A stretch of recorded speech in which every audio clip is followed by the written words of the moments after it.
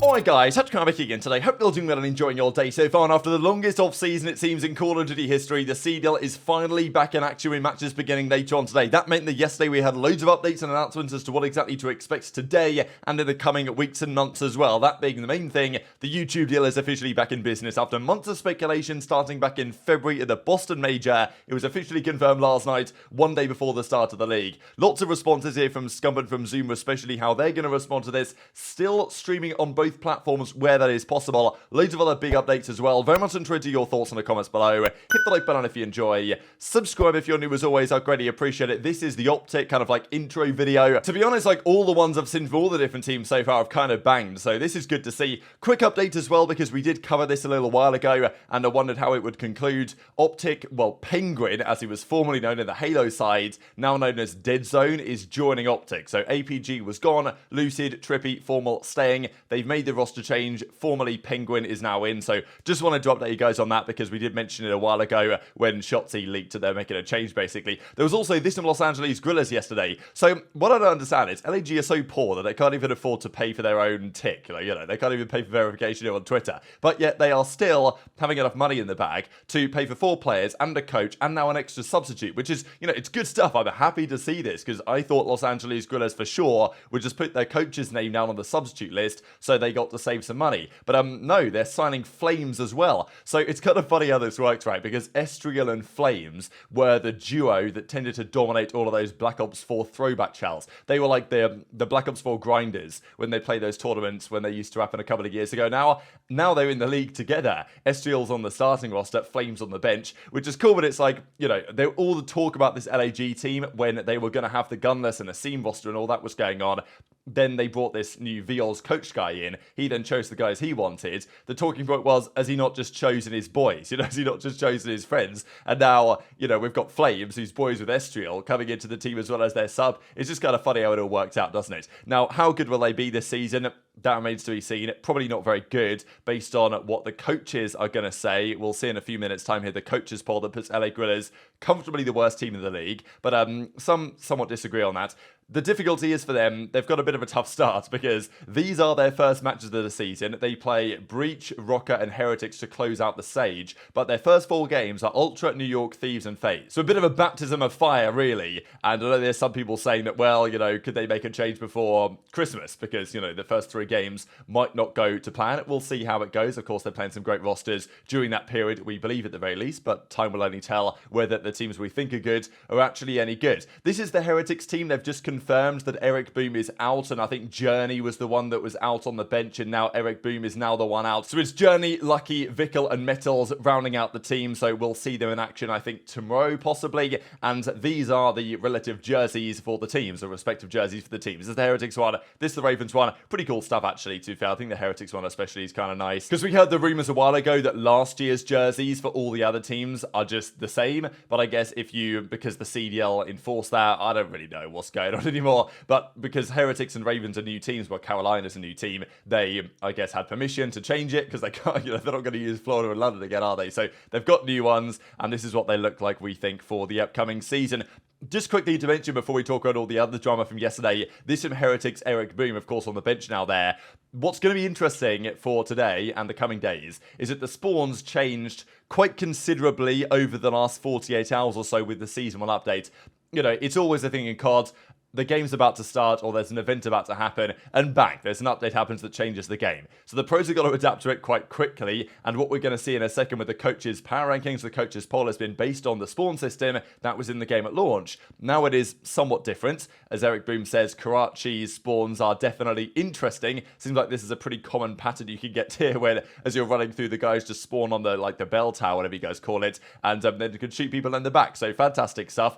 Definitely some work to be done on these ones. But the big confirmation that's been speculated on for months last night was officially confirmed that the Call of Duty League season in 2024 will be streamed exclusively on YouTube Gaming again. This was initially a thing in 2020. They did a 3-year deal with YouTube, a $160 million deal for 3 years of Call of Duty League and Overwatch League action broadcast on YouTube in and of itself. Now, there have been rumours going around that a number that they're getting paid today for this, that they weren't getting paid 3 years ago, is you know, way less than half on a yearly basis of what they were getting then. So you think about it, 160 mil over 3 years for 2 different leagues. So 80 mil per league for 3 years. So like 26.7 mil a year technically. It's substantially less than that, I imagine, for what this current deal is. Probably a quarter, something in that ballpark. But they're getting paid something, and some of those expenses will go back to the teams. So maybe that's how LA Guerrillas are going to finance their roster, because, you know, it seems like that are going to support the YouTube deal because it's money on the table at the end of the day. And I totally get it. Some teams have a different mindset. They look at the growth potential and they see that YouTube isn't really where it is.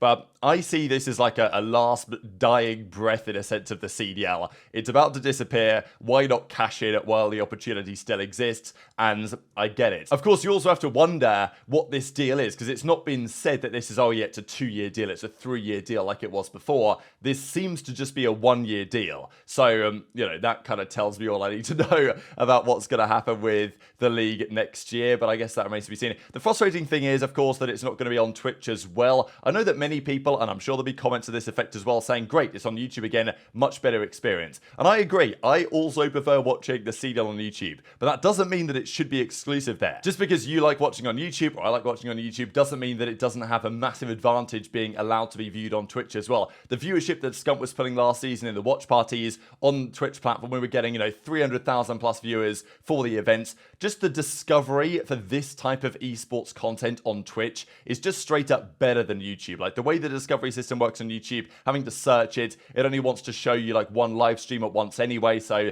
I think it's going to be interesting how it goes with Scump and Zuma and the CDL and all the other guys trying to do watch parties and stuff on YouTube. YouTube isn't built to make these live streams prosper as Twitch is, especially from a community esports perspective. So we've seen what Twitch has done last year. That's no longer going to be the case. But that doesn't mean that Scump and Zuma won't still be streaming on Twitch. This is what Zuma used to do during the YouTube deal. He would just stream on Twitch, but cover up the, you know, the map itself and maybe just show like the kill feed and stuff like this on the stream, so you can kind of get away with it not being broadcast on the platform. And Scump is seemingly going to do the same thing, but Zuma and Scump are both going to stream on both YouTube and Twitch. On the YouTube platform, they'll be watching the actual gameplay itself as a watch party was last season, and then on Twitch they'll just have the full screen webcam. So you know, to be honest, I'm sure people will still watch the Twitch because to chat and interact and that type of stuff as well. So look, I'm sure that people are going to be watching more so on YouTube now than Twitch, but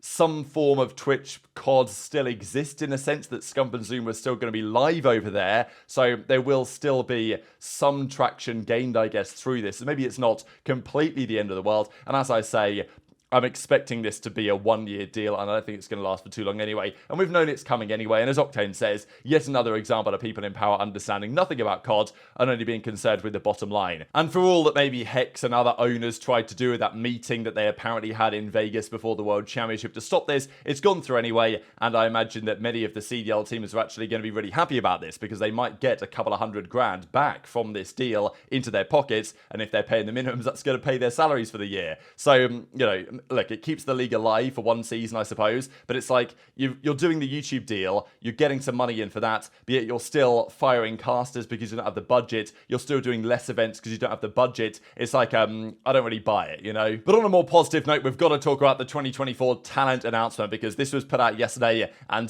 this is just awesome, honestly. So Puckett, Addy, and Nameless, of course, back on the desk, MettalZ and Chance, Maven and Merc are back full-time, so you know, it's a shame. As I said, I really like Bryce and Tana. I think they always killed it. But they're not going to be around anymore. Budget cuts. We talked about that the other day. But that means it's opened the door for Maven and Merc to come back on a full-time basis. For the last couple of years, due to seemingly budget reasons, again, Maven and Merc were not brought in to cast full-time. They would just cast the majors. And online, it would be done by Lando Study and then Bryce and Tana. And then at the majors, there'd be 4 casting duos. Now, there's only 3 for the entire season. MettalZ and Chance, Maven and Merc are back, which is awesome. And then Study, of course, with Lando stepping away, replaced by Shift. I hold Shift's coming in. And I heard about this for maybe a couple of weeks or so now. I didn't want to say that it was going to be Shift, but I'm so happy for this guy, man, because honestly, the amount of work that Shift has done for this scene over several years, kill it in challenges for a long period of time, and has been, looking for this opportunity, right, for many years, and I think that he's deserved it for longer than now, and now it's finally arrived as an opportunity. So I just love seeing people who are really passionate and put in the work and, really grind for these type of opportunities, actually get what they deserve at the end of the day. So really cool stuff. Shift is in alongside Study. I don't know how that pairing is going to work, but I'm sure they're going to do a killer job. So Shift is in. Maven and Merc are back for the entire season. So, okay, look, there's some L's, there's some W's, but on this one, we've got to say this is pretty good stuff, and I'm looking forward to seeing everyone in action for this upcoming season. Now, we've also got to mention, though, what the coaches have to say on all this type of stuff, because last night, easyMac comes out with the coaches poll, not just power rankings, but also other questions as well that he went through and asked these guys. So we'll get into these power rankings here in a second. Firstly, though, which I thought was very interesting, early thoughts on the game. Early favourite to win MVP. So both Simp and Scrappy got 2 votes each. So the coaches tend to think, now this is early days, but the coaches usually have, as they, choose to vote and everything, they have some degree of knowledge as to what's going on here. So they reckon that Scrappy and Simp could be potentially 2 big favourites for that. 7 other players got 1 vote though. So everyone else seemed to disagree, probably throw in aBeZy, throw in HyDra, Dashy, stuff like this, Cellium, I don't know, stuff like that. But Simp and Scrap seem to be the early favourites. Rookie of the Year goes to aBeZy for now, but only 3 votes out of like 12, you know what I mean? So only 3 out of 12. Snoopy and Lynn's got 2 each. I imagine maybe Gwyn got 1, who knows? But that's kind of, aBeZy tends to seemingly be the favourite, mainly because Seattle are actually looking pretty good at the moment. Who's going to win Major 1 though? 8 of the coaches voted FaZe, 3 voted Toronto, and 1 abstained for some reason. Okay, it's all anonymous, but definitely interesting. So most of the coaches are very convinced who the better team is going to be. They'll give the current map pool a 4.3 out of 10, which is not great, and hopefully means they might consider maps like Greece or, Meat or whatever to come into the pool. Will the snaking GA hold through the opening 2 weeks?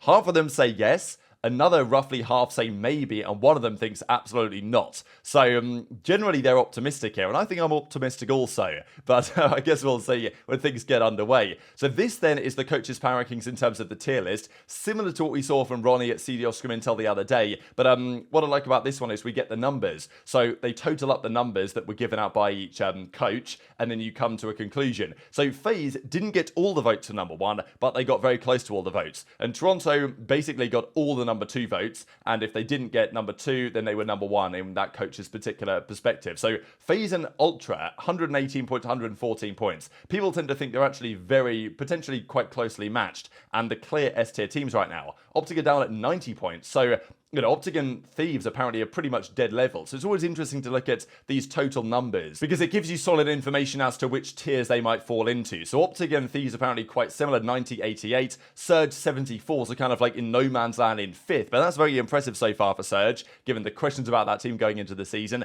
But if they are going to be good, I think now is the time. Rocker and New York, they're pretty closely matched apparently as well. So New York down in 7th, the reigning world champions. But, then again, people had them similarly at the start of last season, and that changed around relatively quickly. Then 8th though through 10th, or 8th through 11th, is super closely matched again. So it goes from 60 down to 44 points for Heretics, 42 for Ravens, 41 for Boston, apparently not looking so good right now. Legion are at 37, and then Gorillas are at 21. So Gorillas far and away the D tier team. But as it stands, the coaches don't tend to like this Boston team, don't think they're particularly good, and they think Thieves are actually really good, as are Seattle Surge as it stands. So FaZe play Boston today. We'll see that here in just a couple of seconds. Then again, this is largely based off hard points, really, and control. So Search and Destroy is a slightly different story, and that will affect the games. Also wanted to mention this, I thought was kind of wild, as JP says. Average kills per map in this game is roughly 20. You can expect your players to get 20 kills a map on Invasion, Terminal, Skid Row, and Karachi. But on Subbase, they're getting 30. So basically the bocage of this game, and if you guys are doing prize picks, entries, or whatever, you've got to consider whether Subbase is going to be played, because if it is, then that gives you a bit of an edge. Just to mention then the games for today. 3 matches today, starting as they usually do, 3 PM Eastern, 12 PM Pacific, 8 PM GMT, FaZe, Boston Breach, Game 1. Slasher, of course, on Boston versus his former team. I think that I've just got to go sensible here, though, and say FaZe are going to win this one. I'll give it a 3-1. We've got to start off the season with a nice classic 3-1 prediction. Thieves Surge, though, really interesting, right? Because these are the two teams that many, including Scump, have said are like the dark horse candidates ready for the season. And right now, the coaches have them as 4th and 5th, respectively, in the entire league. So this is going to be massive to see. I kind of want to say that Thieves will be better in the respawns, but I feel like Surge in a Game 5 is a reasonable prediction in this one. And then you've got OpTic versus New York. New York have lost their first round game for the last like 4 years in a row. So I'm going to expect that trend to continue. And according to the coaches,